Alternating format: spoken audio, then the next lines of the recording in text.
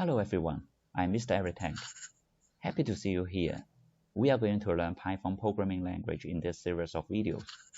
This curriculum is designed for junior secondary school in Hong Kong.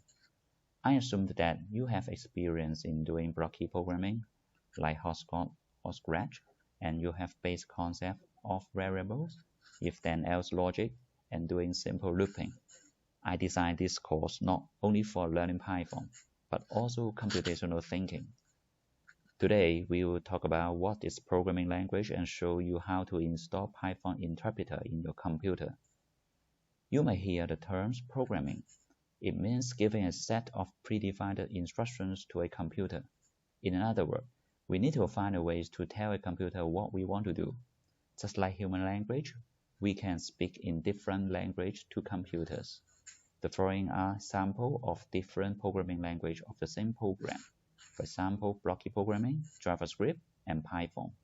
In fact, the program you have seen are all the same program of a microbit.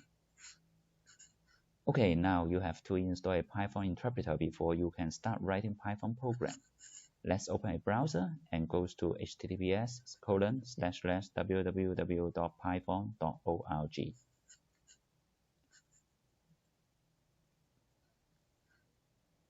Here you go to Downloads and then click this button to download the latest version of Python.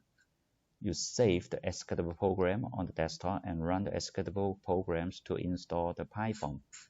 Basically, you just press Next until you finish the installations. After you finish the installations, you can press the window buttons and type IDLE, and you can see this program and run it.